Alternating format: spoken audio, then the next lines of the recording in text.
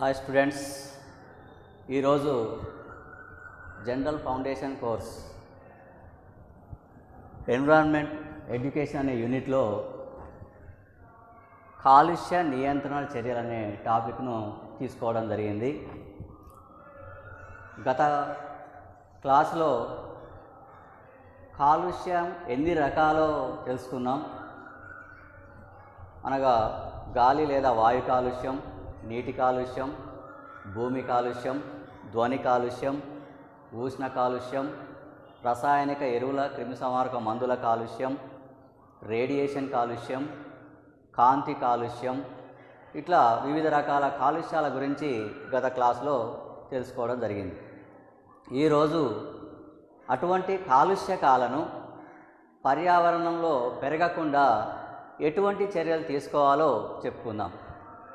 First of all, కాలుష్య నియంత్రణ చర్యలు, వీటిని మెజర్స్ టు కంట్రోల్ పొల్యూషన్ అని పిలుస్తాం. ఏ చర్యల ద్వారా కాలుష్యాన్ని కలిగించే కారకాలను తగ్గించాలనేది ఇప్పటి టాపిక్. మనకు బోర్డు మీద ఒకసారి చూస్తే పాయింట్ వైజ్గా మీకు వివిధ రకాల కాలుష్యకాలను ఏ విధంగా ఎదుర్కోవాలనేది పేర్కొనడం జరిగింది. ఒక్కొక్క దాని గురించి వివరణ అనేది ఎక్స్ప్లెయిన్ చేయడం అనేది జరుగుతుంది. ఫస్ట్ ఆఫ్ ఆల్, మున్సిపల్ ఘన వ్యర్థ పదార్థాల నిర్వహణను సక్రమంగా చేయాలి. అంటే ప్రస్తుతం మెగా సిటీలు, పట్టణ ప్రాంతాలలో ఘన వ్యర్థ పదార్థాలను వదిలించుకోవడం అనేది పెద్ద సమస్యగా తయారైంది. హైదరాబాద్, ముంబై, చెన్నై, కలకత్తా లాంటి మెగా సిటీసు, ఇతర చిన్న చిన్న పట్టణ ప్రాంతాలలో కూడా, గ్రామీణ ప్రాంతాల్లో కూడా వ్యర్థ పదార్థాలు అనేవి గృహ అవసరాలకు వినియోగం కావచ్చు, పారిశ్రామిక అవసరాల వినియోగం కావచ్చు, వ్యవసాయక అవసరాలకు వినియోగించడం ద్వారా కావచ్చు, కొన్ని వ్యర్థ పదార్థాలు మనకు వస్తుంటాయి. అందులో ఆ వ్యర్థ పదార్థాలను 3 రకాలుగా విభజించడం జరిగింది. ఒకటి చెత్త, రెండవది ప్లాస్టిక్ వ్యర్థాలు, మూడవది ఎలక్ట్రానిక్ వ్యర్థాలు. వీటిని ఏ విధంగా వదిలించుకోవాలి, పర్యావరణం కాలుష్యం కాకుండా ఎలా చేయాలని చూస్తే ఫస్ట్ చెత్తను తీసుకుందాం. చెత్తను గొయ్యి తీసి, భూమిలో కలిసిపోయే కొన్ని రకాల చెత్తలను మాత్రం గొయ్యి తీసి కంపోస్టు ఎరువుగా మార్చడం చేయొచ్చు. అలాంటి సౌకర్యం లేకపోతే చెత్తను మండించడం ద్వారా ఆర్గానిక్ రూపంలోకి మార్చవచ్చు. అంటే చెత్త ద్వారా మురుగు వాసన, దోమలు, ఈగలు ఇలాంటివి ముసరకుండా ఉండడం కోసం వాటిని కాల్చడం కానీ లేదా గొయ్యి తీసి కంపోస్టుగా మార్చడం కానీ చేయడం ద్వారా చెత్త ద్వారా జరిగే కాలుష్యాన్ని కొంతవరకు తగ్గించవచ్చు. అయితే ఈ చెత్తలో కొన్ని ప్లాస్టిక్ వ్యర్థాలు ఉంటాయి. ప్రస్తుత కాలంలో ప్లాస్టిక్ వ్యర్థాలు అనేవి ప్రపంచ దేశాలు ఎదుర్కొంటున్న ప్రధానమైన సమస్య ఉంది. ఏంటి ప్రధానమైన సమస్యలు అంటే 1950 నుంచి ఇప్పటి వరకు 6 బిలియన్ టన్నుల ప్లాస్టిక్ వ్యర్థాలు అనేవి ఉత్పన్నమైనవి అనేది తీసుకుంటున్నారు. అంటే ఈ ప్లాస్టిక్ కవర్లు కానీ, ఇతర ఐటమ్స్ కానీ, పదార్థాలు కానీ అన్నీ కూడా మనం అనేక రకాల గృహోపకరణాలు, చైర్స్ అయినా సరే, ఆట వస్తువులైనా సరే, అన్ని రకాల వస్తువులను ప్రస్తుత కాలంలో చాలా తక్కువ ఖర్చుతోటి ప్లాస్టిక్ ఉత్పత్తులను తయారు చేస్తున్నారు. వాటర్ బాటిల్స్ కావచ్చు, కూల్ డ్రింక్ బాటిల్స్ కావచ్చు, వైన్ బాటిల్స్ కావచ్చు, ఇలాంటివి కూడా ప్లాస్టిక్ ఉత్పత్తులను వినియోగిస్తున్నారు. ఇలాంటి ఉత్పత్తులని ప్రస్తుతం వరకు తీసుకుంటే 6 బిలియన్ టన్నుల ప్లాస్టిక్ వ్యర్థాలు మిగిలితే ఇందులో ఒక 10% వరకే తిరిగి రీసైక్లింగ్ చేస్తున్నట్లు అంచనా వేస్తున్నారు. మిగిలిన 90% వ్యర్థాలను నీటిలో పారవేయడం కానీ, సముద్రాల్లో పారవేయడం, అంటే ఈ నదులు, సరస్సుల నుంచి పోయి సముద్రాల్లో పారవేయడం, భూమిలో కప్పేయడం, ఇలాంటివన్నీ కూడా చేయడం జరుగుతుంది. అయితే ప్లాస్టిక్ వ్యర్థాలు అనేవి భూమిలో చాలా కాలం పాటు, అంటే కొన్ని వేలు లక్షల సంవత్సరాల వరకు అవి కలిసిపోవు, నీటిలో కూడా కరిగిపోవు. వీటి నుంచి వచ్చే విష వ్యర్థాలు అనేవి నీటిని పొల్యూట్ చేస్తుంది, భూమిని పొల్యూట్ చేస్తుంది. అది భూమి కాలుష్యానికి, నీటి కాలుష్యానికి కారణమవుతుంది. అందుకే ఇటువంటి కాలుష్యాన్ని కలిగించే ప్లాస్టిక్లను రీసైక్లింగ్ చేసుకొని ఉపయోగించడం. తర్వాత మండించడం అనేది ఎట్టి పరిస్థితుల్లో చేయకూడదు. చెత్తను మండించినట్లు ప్లాస్టిక్ వ్యర్థాలను మండిస్తే దానివల్ల ఒట్టిగా పారవేయడం వల్ల ఉండే కాలుష్యం కంటే వాతావరణంలో ప్లాస్టిక్ను మండించడం ద్వారా వచ్చే పొల్యూషన్ అనేది ఇంకా ప్రమాదకరమైనదిగా చెప్పవచ్చు. అందుకని ఎట్టి పరిస్థితుల్లో కూడా ప్లాస్టిక్ను మండించకుండా వాటిని రీసైక్లింగ్కు అంటే కొత్త ప్లాస్టిక్ ఉత్పత్తులను తయారు చేయడానికి వినియోగించాలి తప్ప మండించకూడదు. అయితే ప్రస్తుత కాలంలో చెత్తను మండించడం ద్వారా విద్యుత్ ఉత్పత్తి చేసే విధానాలు కూడా కొన్ని రాష్ట్ర ప్రభుత్వాలు చేపడుతున్నాయి. రాష్ట్ర ప్రభుత్వాలు థర్మల్ విద్యుత్ ఎట్లయితే బొగ్గును మండించడం ద్వారా ఉత్పత్తి చేస్తామో చెత్తను మండించడం ద్వారా విద్యుత్తును ఉత్పత్తి చేసుకోవడం అనేది ఒక విధానం. అంటే ఒకవైపు చెత్తను వదిలించుకోవచ్చు, మరొక వైపు విద్యుత్తును ఉత్పత్తి చేసుకునే విధానం చెత్త వలన ఉపయోగపడుతుంది. తర్వాత భూమిలో త్వరగా కలిసిపోయే చెత్త పదార్థాలు కంపోస్ట్గా మార్చుకునే అవకాశం కూడా ఉంది. అంటే వ్యవసాయ వృధాలు ఉన్నాయి, గడ్డి కానీ, పశువుల పేడ కానీ, ఆకులు కానీ, గుర్రపు డెక్క ఆకు, ఇట్లాంటివన్నీ కూడా కోళ్ళ పెంట,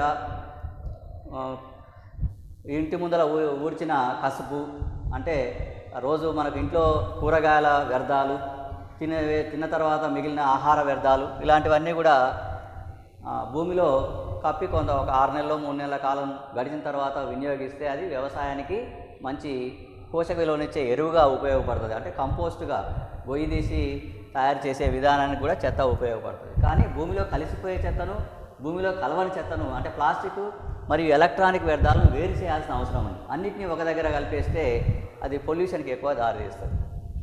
సో నెక్స్ట్ ఎలక్ట్రానిక్ వ్యర్థాల గురించి చూద్దాం. ప్రస్తుత కాలంలో ప్రపంచ దేశాలు ఎదుర్కొంటున్న మరొక సమస్య ఏంటంటే ఎలక్ట్రానిక్ వ్యర్థాలు. అంటే రోజు రోజుకి కంప్యూటర్ల వినియోగం కానీ, వాషింగ్ మిషన్లు, ఫ్రిడ్జులు, తర్వాత ఎయిర్ కండిషనర్లు, మిక్సీలు, ఇట్లాంటి ఎలక్ట్రికల్ ఉత్పత్తులు మరియు ఎలక్ట్రానిక్స్ ఉత్పత్తులకు ఎక్కువగా ప్రమాదకరమైన లెడ్, బేరియం, కాడ్మియం ఇలాంటి భార లోహాలు అనేవి ఎలక్ట్రానిక్ ఉత్పత్తుల్లో ఉంటాయి. అంటే ఒక కంప్యూటరో టీవో తీసుకుంటే అందులో ప్లాస్టిక్ పదార్థాలు కలిసి ఉంటాయి. దాని లోపల సర్క్యూటులో లెడ్ వినియోగం, బేరియం వినియోగం, కాడ్మియం వినియోగం ఉంటుంది. అనేక రకాల రసాయన పదార్థాలతోటి సర్క్యూట్లో ఉండే పార్ట్స్ను తయారు చేయడం జరుగుతుంది. వీటిలో రాగి, అల్యూమినియం, ఇత్తడి, స్టీలు ఇలాంటి లోహాలను కూడా వాటిలో వినియోగిస్తారు. అంటే ఒక ఎలక్ట్రానిక్ పరికరంలో ఇనుము, ఉక్కు, తర్వాత లెడ్, బేరియం, రాగి, కాడ్మియం ఇలాంటి అనేక లోహాలు ఉంటాయి. వాటన్నిటినీ జాగ్రత్తగా వేరు చేసి దానికి సెపరేట్ చేయాల్సిన అవసరం ఉంది. అది శాస్త్రీయ పద్ధతిలో చేయాలి తప్ప బయట ప్రదేశాలలో చేసి వాటిని అంటే వాడి పారేసిన బ్యాటరీలు, ఖరాబ్ అయిన టీవీలు, లేకపోతే రేడియోలు ఇలాంటివి చెత్తలో పడవేయడం, వాటిని కాల్చడం, లేకపోతే భూమిలో కప్పేయడం ఇలాంటివి చేయడం వల్ల విషపూరితమైన రసాయనాలు నీటిలో, భూమిలో కలిసిపోయి అవి మానవాళికి, వృక్షజాతులకు, జంతుజాలాలకు ఆరోగ్యానికి దెబ్బతీయడం, అనేక రకాల జబ్బులకు కారణం కావడం అనేది జరుగుతుంది. ఇక ప్లాస్టిక్ వ్యర్థాలు క్యాన్సర్ లాంటి వాటికి కారణం కూడా అవుతుంది.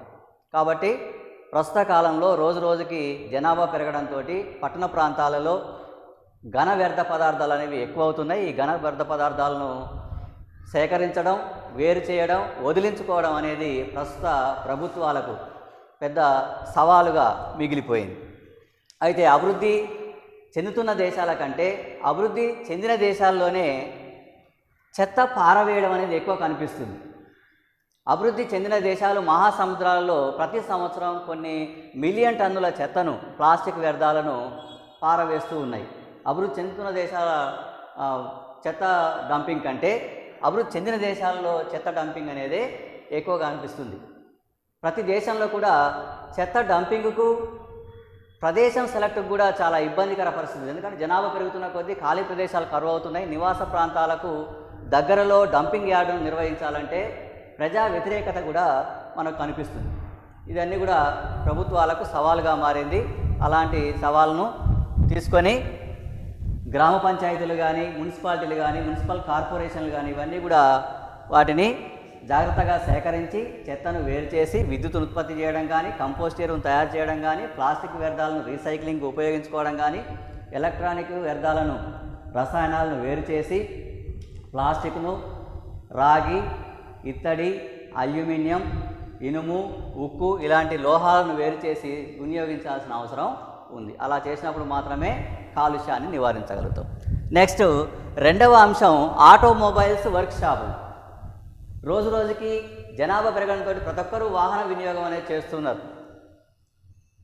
ఇండివిజువల్ వెహికల్స్ ఎక్కువగా వినియోగిస్తున్నారు. బైక్స్, కార్స్ ఎక్కువగా వినియోగిస్తున్నారు. ఈ మోటార్ వాహనాల నుంచి వచ్చే పొగలు, వ్యర్థాలు అన్నీ కూడా పర్యావరణాన్ని పొల్యూట్ చేస్తున్నాయి.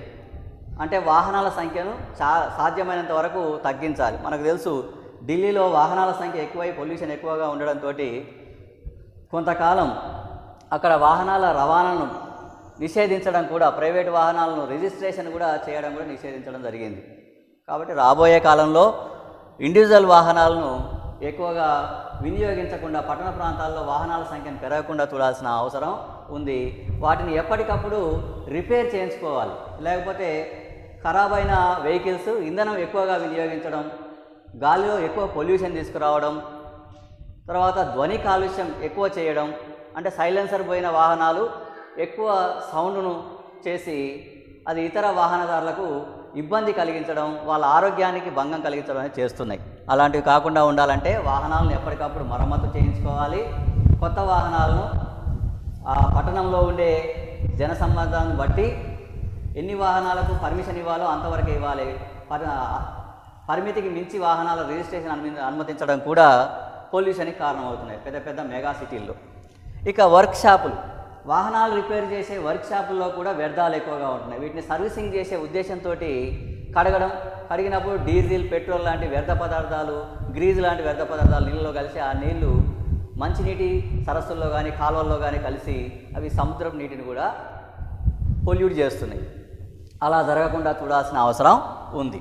అంటే వర్క్షాప్ల యజమానులు వాహనాలను శుభ్రం చేసిన నీటిని శుభ్రపరచకుండా డైరెక్ట్గా భూమిలో ఇంకడం కానీ లేకపోతే నదుల్లో, సరస్సుల్లో కలపడం కానీ చేయకుండా శుద్ధి చేసిన తర్వాతనే వాటిని రిలీజ్ చేయాల్సిన అవసరం ఉంది. అంటే వినియోగించిన నీటిని మళ్ళీ శుభ్రపరిచి వాహనాల శుభ్రపరచడం కోసం వాడాలి తప్ప ఎటువంటి జాగ్రత్తలు తీసుకోకుండా ఖరాబైన పార్ట్స్ను కూడా మురికాలలో పడేసి ఆ మురుగునీరు చెరువుల్లో, నదుల్లో, సరస్సుల్లో ప్రవహించేటట్టు చేయడం వల్ల కూడా పొల్యూషన్ ఎక్కువ అవుతుంది. అలా జరగకుండా చూసుకోవాలి. వర్క్షాప్ల వాళ్ళు ఖరాబైన ఆటోమొబైల్ వస్తువులు కానీ, కడిగిన మురుగునీరు కానీ వీటన్నిటిని జాగ్రత్తగా పొల్యూషన్ను నివారించిన తర్వాతనే అటువంటి పార్ట్స్ను కూడా నీళ్ళలో పడేయకుండా చూసుకోవాల్సిన అవసరం ఉంది. ఇక పారిశ్రామిక వ్యర్థాలను శుద్ధి చేయడం. చాలా రకాల పరిశ్రమలు స్థాపించేటప్పుడే పర్యావరణ మంత్రిత్వ శాఖ వాటికి పర్యావరణాన్ని పరిరక్షణ కోసం పొల్యూషన్ను నివారించే యంత్రాలను వినియోగించుకున్న వాటికే పర్మిషన్ ఇవ్వడం జరుగుతుంది. యంత్రాలు వినియోగిస్తామని చెప్పి పర్మిషన్ తీసుకొని పరిశ్రమలు వాటిని వినియోగించకుండా లేకపోతే అటువంటి యంత్రాలు కొనుగోలు చేయకుండానే పరిశ్రమలు నడిపే పరిస్థితి మనకు కనిపిస్తుంది. అంటే పరిశ్రమలో ఉపయోగించిన మురుగునీటిని శుభ్రపరచకుండా బయట నదుల్లో విడుదల చేయకూడదు. కొంత ఉపయోగించిన నీటిని శుభ్రపరిచి మళ్ళీ పరిశ్రమలో వాడుకోవడానికి ప్రయత్నం చేయాలి తప్ప ప్రతిసారి కొత్త నీటిని ఉపయోగించి అవి చెడిపోయిన తర్వాత వాటిని మంచినీటిలో వదలడం అనేది చేయవద్దు. అంటే పారిశ్రామిక వ్యర్థాలు, అవి వ్యర్థ పదార్థాలు కావచ్చు, వ్యర్థమైన నీరు కావచ్చు, లేకపోతే దుర్వాసనను వెదజల్లే వాయువులు కావచ్చు, ఇలాంటివి శుద్ధి చేసిన తర్వాతనే వాతావరణంలోకి రిలీజ్ చేయాలి, బయటకు రిలీజ్ చేయాల్సిన అవసరం ఉంది. ఇక నెక్స్ట్ జీవ సంబంధ ఎరువులు ఉపయోగించాలి. మనం గత క్లాస్లో కూడా చెప్పుకున్నాం.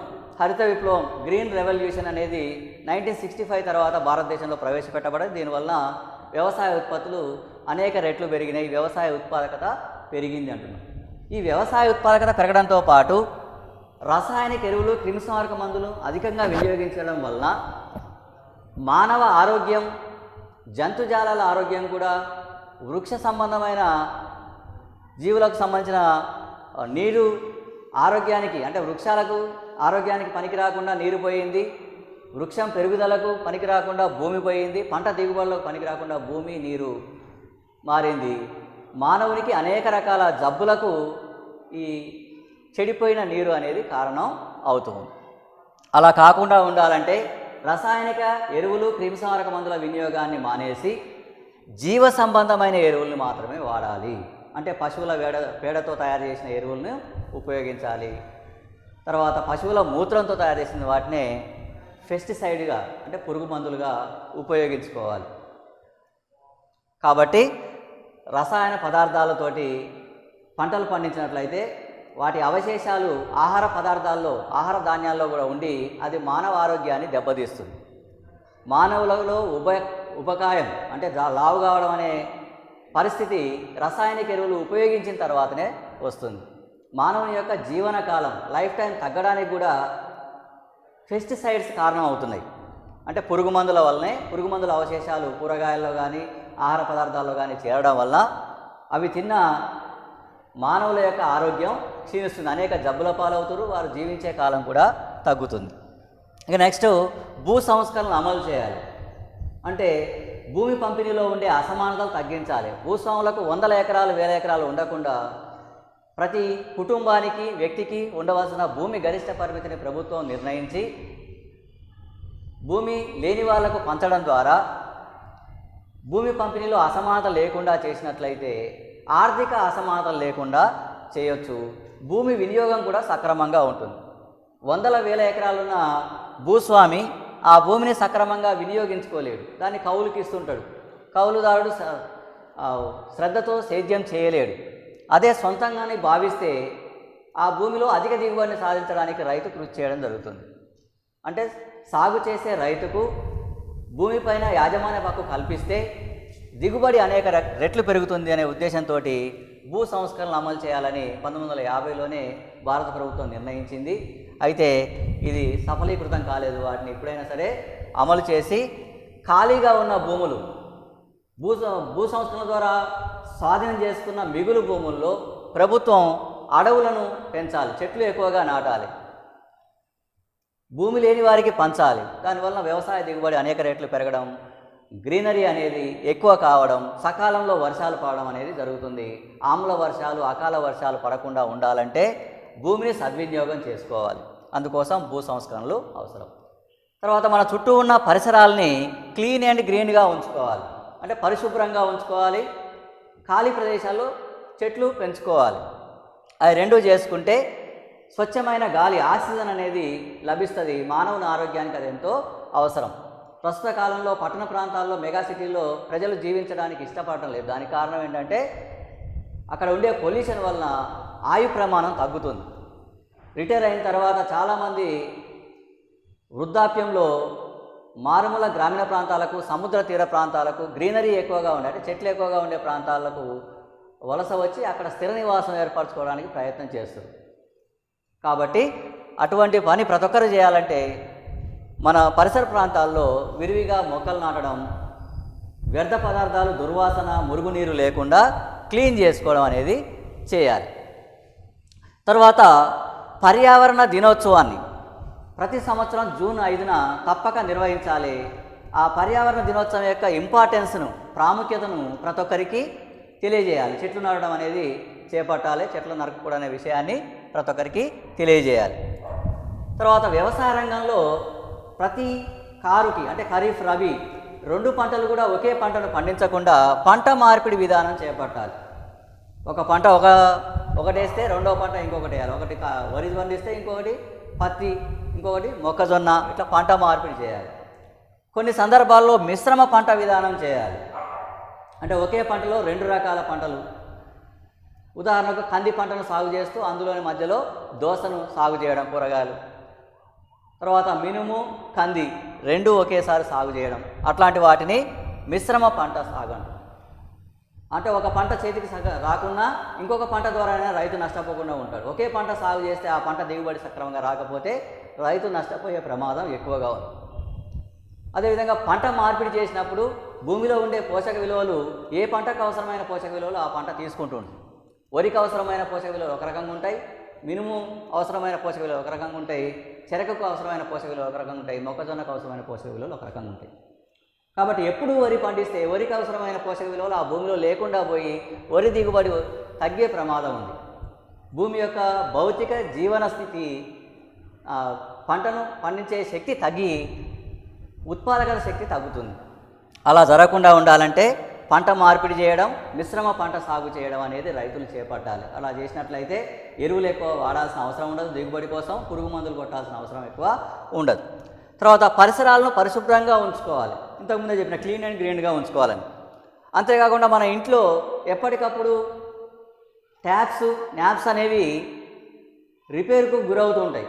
నల్ల కట్టేసినా సరే ఆ ట్యాప్ కారుతూ ఉంటుంది.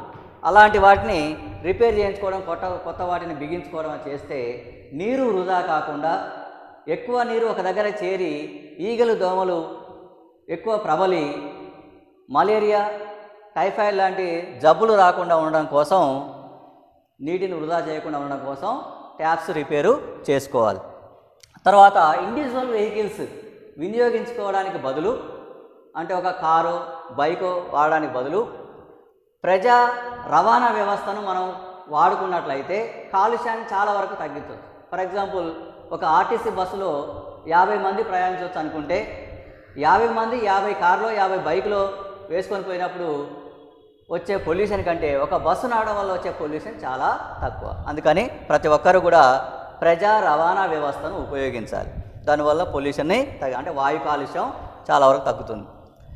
ఎలక్ట్రానిక్ వస్తువుల వినియోగాన్ని కూడా ఇంట్లో ఎక్కువగా తగ్గించాలి. అంటే వాషింగ్ మిషన్స్, ఫ్రిడ్జులు, ఏసీలు, తర్వాత మిక్సీలు, గ్రైండర్లు, ఇలాంటి ఎలక్ట్రానిక్ వస్తువుల వినియోగాన్ని సాధ్యమైనంత వరకు తగ్గించినట్లయితే ఎలక్ట్రానిక్ వేస్టేజ్ని తగ్గించవచ్చు. ఇంకొకటి, మనకు కావాల్సిన వ్యాయామం కూడా ఎక్కువ అవుతుంది. ఇంట్లో మిక్సీ, గ్రైండర్ లేకపోతే శారీరక శ్రమ పెరుగుతుంది. అప్పుడు ఉబకాయం అనే జబ్బు రాకుండా ఉంటుంది, వేరే ఎక్సర్సైజ్ చేయాల్సిన అవసరం ఉండదు. ఇంట్లో వాషింగ్ మిషన్ లేకుండా ఉన్నట్లయితే మన బట్టలు మనమే ఉతుక్కుంటే ఆ విధంగా కూడా కొంత ఎక్సర్సైజ్ అవుతుంది. అప్పుడు కూడా వేరే వ్యాయామం కోసం పోవాల్సిన అవసరం ఉండదు, అనారోగ్యం పాలు అయ్యే అవసరం ఉండదు. అంటే ఇటు ఎలక్ట్రానిక్ వేస్టేజ్ లేకుండా మరొక వైపు ఆరోగ్యానికి వ్యాయామం చేసినట్లు కూడా గృహోపకరణాలకు ఎలక్ట్రానిక్ వస్తువుల వాడకాన్ని తగ్గించినట్లయితే చాలా వరకు ఉపయోగం ఉంటుంది. తర్వాత ఇంధన వనరులుగా వాడే వాటిని సాంప్రదాయేతర ఇంధన వనరులు ఉపయోగించాలి తప్ప సాంప్రదాయ ఇంధన వనరులు వాడద్దు. సాంప్రదాయ ఇంధన వనరులు అంటే మనం తరతరాలుగా శక్తినిచ్చే ఇంధన వనరులు ఏది ఉపయోగిస్తున్నామో అవి సాంప్రదాయ ఇంధన వనరులు. అంటే బొగ్గు, డీజిల్, పెట్రోల్ అంటే ఖనిజ సంబంధమైన ఇంధన వనరుల్ని సాంప్రదాయ ఇంధన వనరులు అంటారు. ఇక సాంప్రదాయేతర ఇంధన వనరులు అంటే ఇవి అపరిమితమైనవి, పొల్యూషన్ లేనివి. అంటే సౌరశక్తి ద్వారా విద్యుత్తును ఉత్పత్తి చేసుకోవడం, ప్రవాహ శక్తి అంటే జల విద్యుత్ కేంద్రాలను ఏర్పాటు చేసుకోవడం, పవన శక్తి అంటే గాలిని ఎక్కువగా వీచే ప్రాంతాల్లో టర్బైన్స్ ఏర్పాటు చేసి అంటే ఫ్యాన్స్ ఏర్పాటు చేసి విద్యుత్తును ఉత్పత్తి చేసుకోవడం. అంటే సౌరశక్తి, ప్రవాహ శక్తి, వాయుశక్తి ఈ 3 ఇంధన వనరుల్ని సాంప్రదాయేతర ఇంధన వనరులు అంటారు. సాంప్రదాయ ఇంధన వనరులను వాడకాన్ని తగ్గించి సాంప్రదాయేతర ఇంధన వనరుల వాడకాన్ని పెంచాలి. అంటే ఇంట్లో కరెంటును వాడకాన్ని తగ్గించి సౌరశక్తితో ఉత్పత్తి అయ్యే లేదా గోబర్ గ్యాస్తో తయారయ్యే ఉత్పత్తిని వాడుకోవాలి. తర్వాత పరిశ్రమల్లో కూడా, వ్యవసాయంలో కూడా సోలార్ పవర్ను వినియోగించాలి. దీనివల్ల థర్మల్ విద్యుత్ కేంద్రాల్లో వచ్చే పొల్యూషను తగ్గించవచ్చు, థర్మల్ విద్యుత్ ఉత్పత్తిని తగ్గించవచ్చు, అణు విద్యుత్ ఉత్పత్తి వలన వచ్చే పొల్యూషన్ కూడా తగ్గించవచ్చు మనం సాంప్రదాయేతర ఇంధన వనరులు వాడుకుంటాం. ఇక వెహికల్స్ కూడా సౌరశక్తితో నడిచే వెహికల్స్ను రూపొందించాలి. అంటే ఎండలో పెట్టేసినట్లయితే ఛార్జింగ్ అయి ఆ వెహికల్ నడపడానికి అవకాశం ఉండేటట్టు ఉంటే పొల్యూషన్ అనేది ఉండదు. సౌరశక్తితో నడిచే వాహనం ఎటువంటి పొల్యూషన్ను చేయదు. అందుకని సాంప్రదాయేతర ఇంధన వనరుల్ని భవిష్యత్తు కాలంలో ఎక్కువగా వాడకంలోకి తీసుకొస్తే పొల్యూషన్ గణనీయంగా తగ్గించవచ్చు. పర్యావరణ చట్టాలపై ప్రతి ఒక్కరికి అవగాహన కల్పించాలి. పర్యావరణ చట్టం 1986లో మొట్టమొదట పర్యావరణ పరిరక్షణ చట్టాన్ని తీసుకురావడం జరిగింది. వన్యప్రాణుల పరిరక్షణ చట్టం తీసుకురావడం జరిగింది.